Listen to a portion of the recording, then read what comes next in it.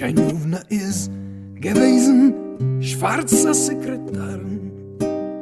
Hola oyentes de Radio Sefaradi, bienvenidos nuevamente a Idishlandia con Ángel Luis Encinas Moral. ¿Qué tal, Ángel? Muy buenas tardes, queridos oyentes. Buenas tardes, Jorge. ¿Qué tal? Muy bien, con mucho calor en este verano madrileño en el que nos vamos a refrescar con la biografía de un polaco ruso que vivió en las estepas, pero después también tuvo que sufrir los calores.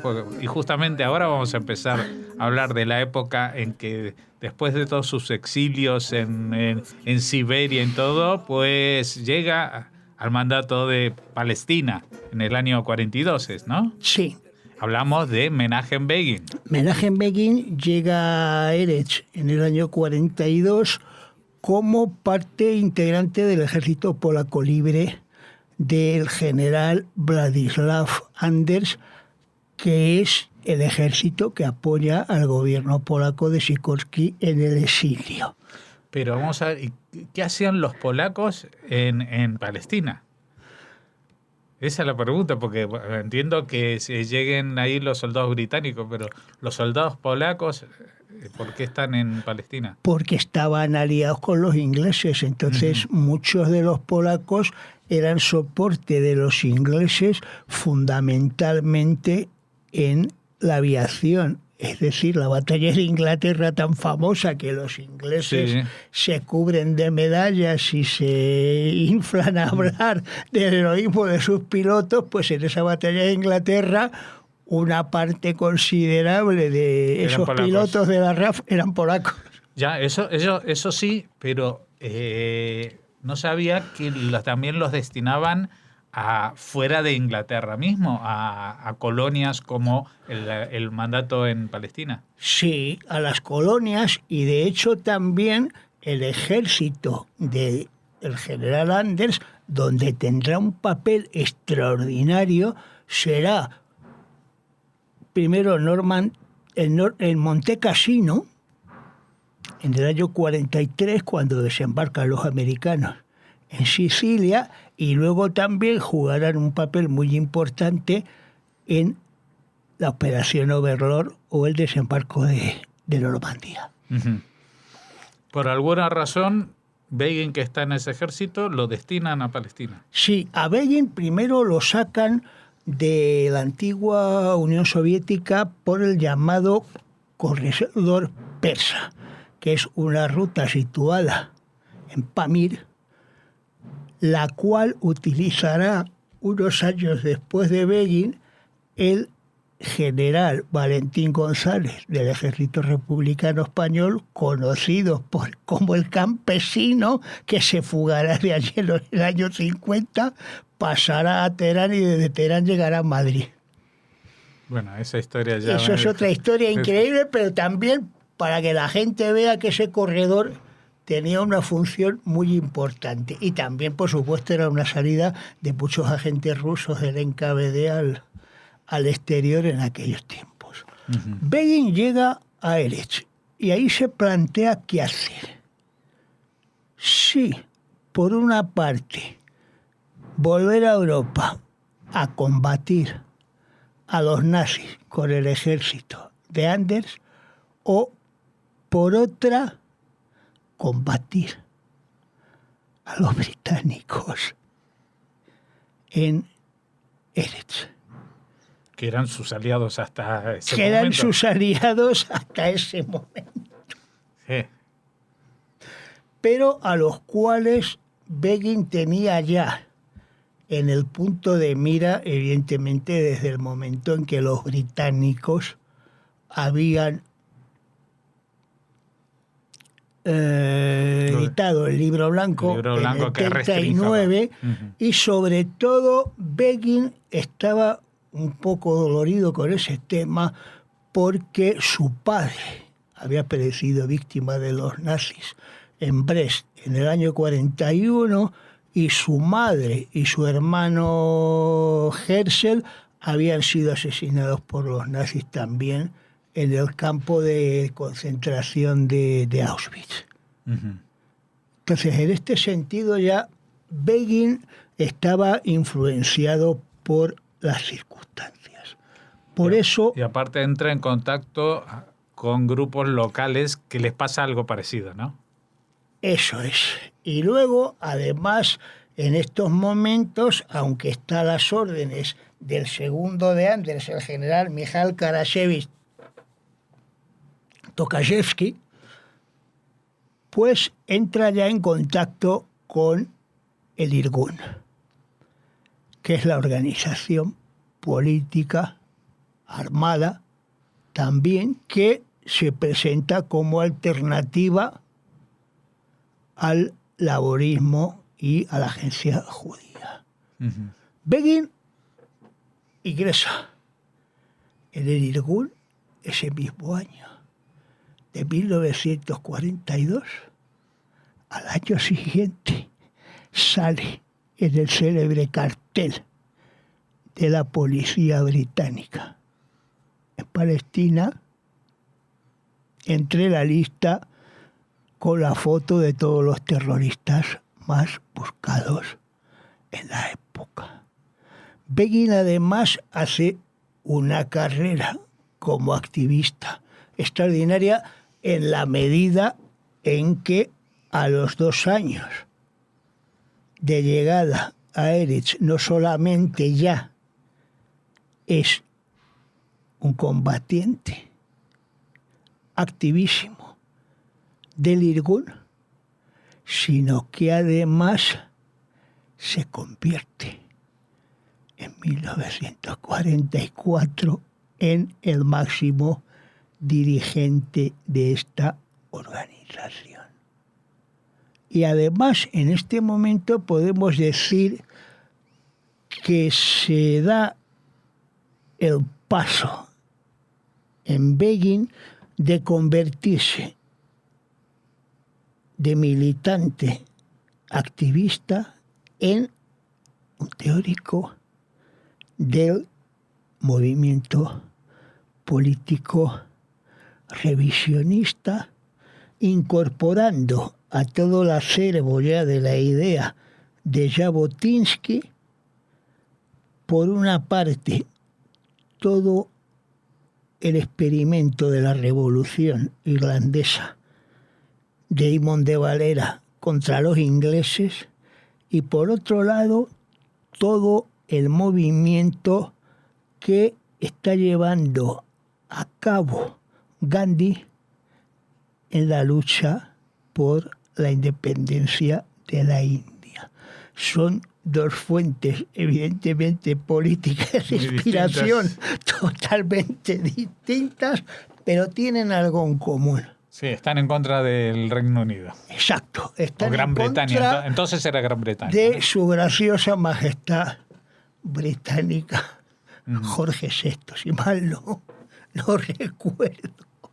Entonces, en este sentido, Begin empieza ya a planear no acciones a nivel individual, sino directamente lo que se conocerá a partir del 1 de febrero de 1944 como la revuelta del Irgun, que consiste nada más y nada menos que en poner bombas en las oficinas de recaudación de Jerusalén, Tel Aviv y Haifa, cuando los empleados han salido, y como prueba de acción ya directa de que pueden atacar a la administración británica directamente, no ya a nivel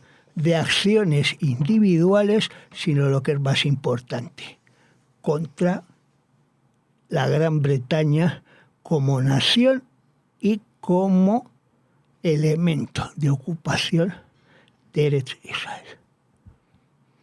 Además, esto sigue siendo acompañado por asaltos a comisarías.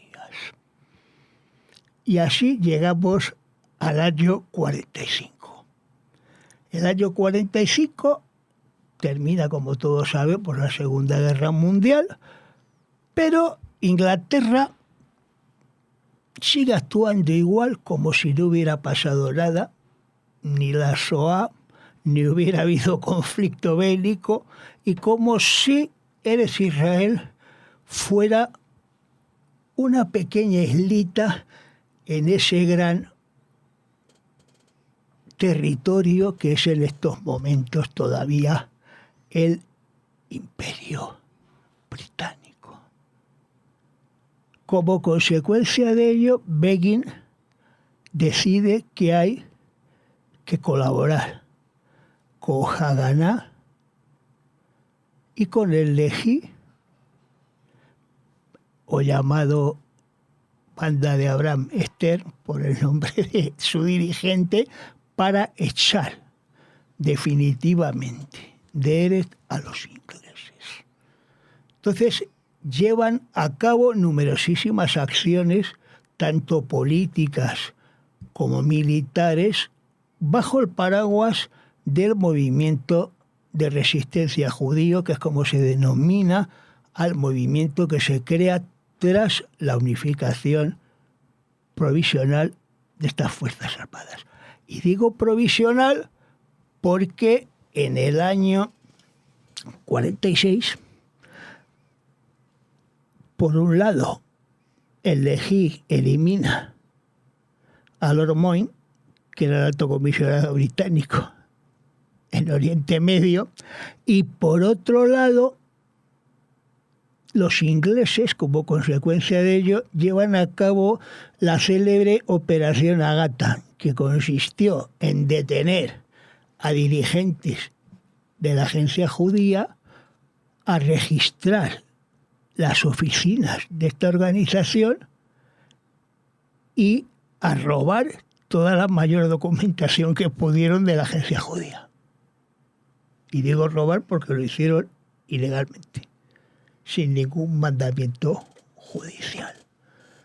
Como consecuencia de esta actuación británica, Begin, unilateralmente, sin consultar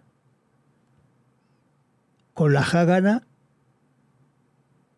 decide nada más y nada menos que propinar el golpe fundamental a la cabeza de las administraciones civil y militar británica en Eretz, que es el Hotel King David en Jerusalén. Para ello se sirve de otro personaje del que hablaremos algún día en este programa, que es Isaac Shamir, el cual consigue introducir explosivos en los bajos de este hotel, y como consecuencia de la voladura del Hotel King David fallecen 91 personas, británicos, árabes y judíos. A partir de este momento, pues, empieza lo que se llama la caza del Irgun. Begin pasa absolutamente a la clandestinidad y además también a partir de este momento empieza a ser conocido en todo el territorio de Palestina y en el del Imperio Británico con el sobrenombre del terrorista número 1, por el cual dan 10.000 libras a la persona que pueda aportar al MI5 británico cualquier información que sirva para capturar a Menachem Begin. Una pregunta. Tras la explosión, tras el atentado ese que fue que tuvo tanto impacto en lo que era la gente del mandato británico, también para los israelíes, para los judíos también fue un impacto. Las relaciones con la Haganá terminan de romperse del todo. Con Totalmente, sí. las relaciones con la Haganah y con la agencia judía y el Yishuv se rompen, y a partir de este momento empieza una serie de divergencias a nivel político, sobre todo porque la Haganah y la agencia judía y el Yishuv consideran que la acción es perjudicial tanto para los judíos que están en Europa y van llegando clandestinamente a través de los barcos de la Haganah y del Irgun, como también, evidentemente, para la imagen de todos los judíos ante la posible participación inminente del territorio de Palestina en dos estados árabes, en dos estados, uno árabe, y otro judío. Uh-huh. De ahí que Begin se ha considerado como un elemento marginal hasta que Gran Bretaña decide abandonar el mandato británico de Palestina y las Naciones Unidas votan la partición de Palestina en dos estados en noviembre del 47 y también el momento en que, una vez fijada la fecha, 14 de mayo del 48, pues 5 estados árabes atacan al joven Estado de Israel y Menachem Begin decide colaborar abiertamente. Hasta entonces él se había mantenido en la clandestinidad. Hasta entonces él se mantiene en la clandestinidad y con 3 identidades por todo el territorio de Eretz, Tel Aviv, Jerusalén, uh-huh, y otras pequeñas ciudades, además vestido de diferentes maneras como profesor, como trabajador e incluso como rabino, de lo cual pues hay fotografías en el museo, por ejemplo, del movimiento sionista mundial y los archivos centrales del sionismo en Jerusalén. Uh-huh. Es decir, es quizás la época más apasionante de su vida que él se encarga de narrar, para mí, en uno de los mejores libros que he leído sobre la historia de un movimiento de liberación nacional, que es una parte de sus memorias que él tituló La Rebelión. Uh-huh. Y que, entre otras cosas, por ejemplo, ha servido de lectura de cabecera a grupos de los años 70 y 80, incluso a la ETA. Yo creo que todos los que formamos en nuestro día parte del movimiento de oposición al franquismo leímos ese libro. Uh-huh. Desde los moderados a los extremistas. Claro, porque ahí se explicaba lo que era vivir en la clandestinidad, en una situación de oposición a un gobierno, da igual si el gobierno son los ingleses o otro enemigo de Exacto. Sí, porque todo el mundo habla normalmente de que ETA se había inspirado, por ejemplo, en los movimientos de Argelia y de la guerrilla en Vietnam, pero también, aunque ellos traten de ocultarlo ahora, se inspiraron en este libro de la rebelión de Menachem Begin. Uh-huh. A pesar de que Begin pone el Irgun a disposición del Sahal futuro. Sí, digamos lo que a partir de la declaración de la independencia se convierte en el ejército, que era antes la Haganah. Eso es. Entonces, Begin saca de la clandestinidad el Irgun el 15 de mayo, pero antes de llegar a esa plena integración tenemos el último momento de diferencias estratégicas importantes. La altalena. Exacto, entre Begin y Ben Gurión. Bebé, como Brillibardo, ¿no? Las dos veces fuertes del Estado de Israel. El incidente de la altalena es, por un lado, una tentativa, como todos sabemos, de reforzar con armamento al batallón Jerusalén del Irgun y de ese modo intentar crear una oposición leal, pero oposición al Yishuv central y al laborismo, que termina de una forma tremenda, con 16 muertos del Irgun en la playa. Vamos a contarlo. El Altalena era el nombre del barco. Sí. Ese barco traía armamento que habían comprado la gente de Irgun en Europa. En Europa, venía desde Francia. Y a bordo de ese barco, entre otros personajes interesantísimos, del cual algún día también hablaremos, venía de Grumete, con 14 años, el historiador Samuel Friedlander, que es uno de los grandes especialistas en la historia de la Shoah, al cual tuve el honor de conocer en el año 2007 en la Universidad de California, Los Ángeles, donde era profesor, y me contó cómo había sido toda su experiencia, casi infantil, de este suceso, en su despacho. Bueno, llega el barco de la Altalena, pero Ben Gurión no le gusta nada esto de que de pronto dentro del ejército de Israel haya un subejército dirigido por el general Begin, ¿no? De alguna manera. Sí.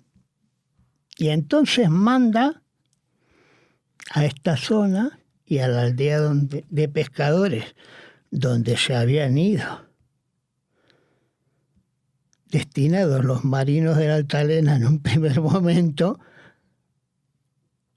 para que hablen con ellos, por un lado, Stein, que es otro personaje también muy curioso, y por otro lado, otro personaje también muy importante y muy decisivo de este periodo, el célebre arqueólogo e historiador del Israel antiguo, Yigael Yadin. Los manda para hablar con los marineros. Para hablar, no, con los marinos, con el capitán y con Meridor, que es el segundo de a bordo de Begin. ¿Y para decirles qué? Y para decirles que tienen que entregar el barco. El barco y las armas, claro. Los otros, claro, se niegan. ¿Y qué hacen? Se llevan el barco desde allí a la playa de Tel Aviv, y en la playa de Tel Aviv Ben Gurión da la orden directa de atacar el barco ante la negativa tanto de Meridor como, por otra parte, evidentemente, de Begin, que está negociando directamente con Ben Gurión. Consecuencia de lo cual fallecen 16 combatientes. O sea, bombardean desde la playa, la artillería... Bombardean y asaltan. Sí. Ojo. Y hunden el barco. Y hunden el barco, que es justamente reflotado un año después. Ya, pero las armas están inservibles. O sea, las armas se van a pique. Sí, las armas se van a pique. Pero luego se reflotan, se aprovechan. Una vez que se han reflotado. Es decir, aquí encontramos un proceso que va a ser útil ¿para qué? Para que Begin entienda, por una parte, que la vía terrorista no es la solución para el nuevo Estado, y segundo, también para Ben Gurión comprender que no solamente a la gente de su ideología, los socialistas, sionistas o los laboristas, como los quieran llamar, son exclusivos para crear el Estado de Israel. Y Begin se convence de ello, y al poco tiempo, en plena guerra con los árabes, decide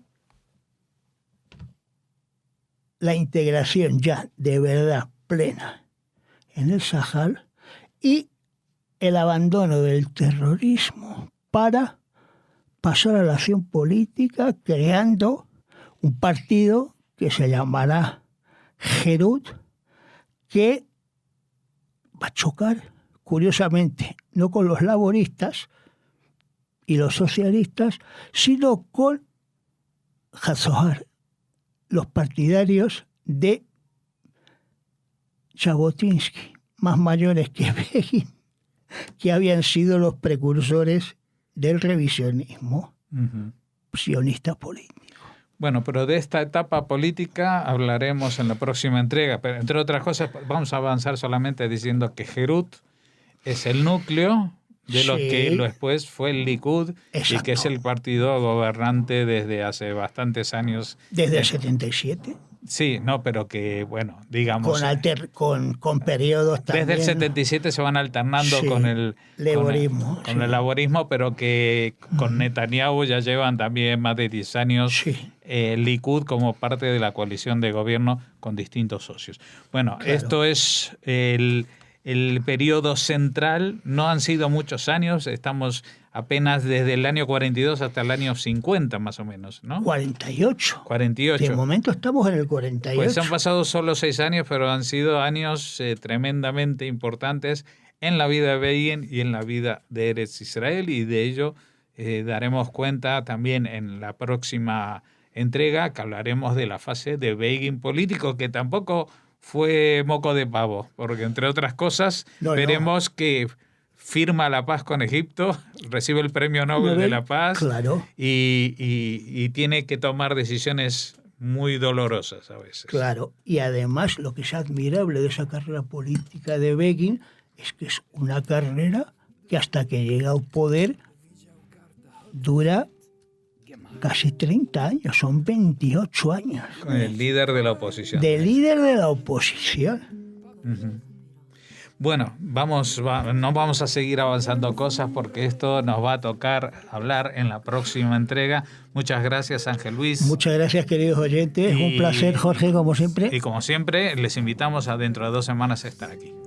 Ratevet fun Hunger mich erzint.